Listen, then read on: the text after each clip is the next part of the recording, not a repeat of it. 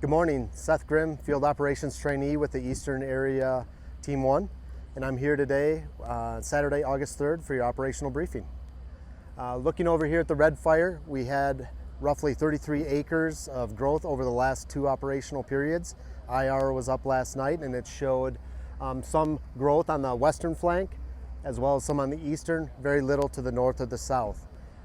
We have had drier, warmer weather the last two shifts, so seeing that fire behavior at a minimum on some spicier days is a good thing for us, and appreciate that.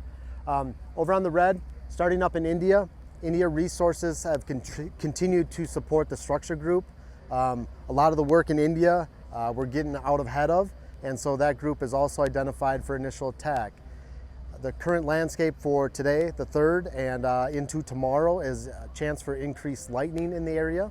The Eastern Area team is also assisting the local forest with IA within the TFR and temporary flight restriction. And so we have identified pieces of equipment that will support the local districts for initial attack. Some of that is Echo resources, so we can provide some tactical engines as well as some leadership to go with that. But Echo right now is in a position to support other divisions for special missions and or surge capacity. Over in Division India, continue to make progress with the mechanical.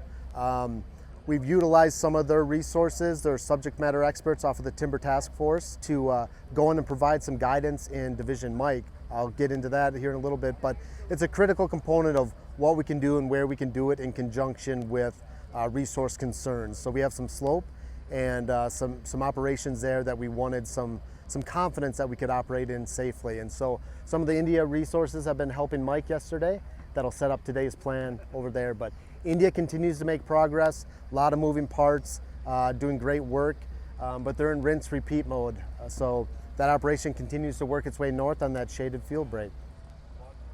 Over in Division Mike, we have a couple more resources trickling in. Some of the tactical elements, we're going to be able to insert a little bit more mechanical presence there, where we've been utilizing engines and hand crews for the most part.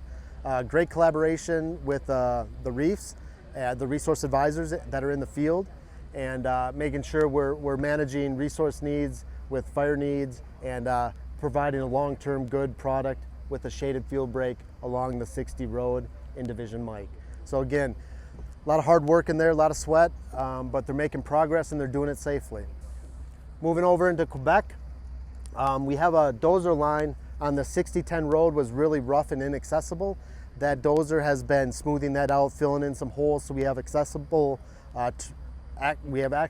to the fire on that front. And again, a good portion of Quebec is more of a longer term strategic line placement in collaboration with adjoining IMTs to make sure that other fires in the area can't impact us in this area, and we also provide an opportunity for us to check our fire if it's going to move towards them. So a lot of higher level collaboration with area incident management teams, and strategic line placement and some good progress there. But also have this whole road snagged all the way to Summit Lake right now. The falling mods have been doing a great job. Still waiting on a couple hand crews, some of the critical resources that I think a lot of folks in the fire environment in the Northwest are short on. But as those resources trickle in, we also are able to put them into a position to be successful right away. Uniform and Alpha are unstaffed right now. We did have a division supervisor out there scouting longer term lines. That person has completed that mission, so those are unstaffed currently. We did have our resource advisors get out and do an assessment of a future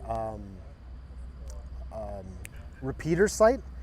Communications is critical to fire operations, of course, and we're starting to run into some gaps where we have lack of communication on the backside of the fire in the north. So we're setting ourselves up to improve that, and as the fire footprint and as our workload kind of transitions or shifts in the future, we'll be able to communicate properly.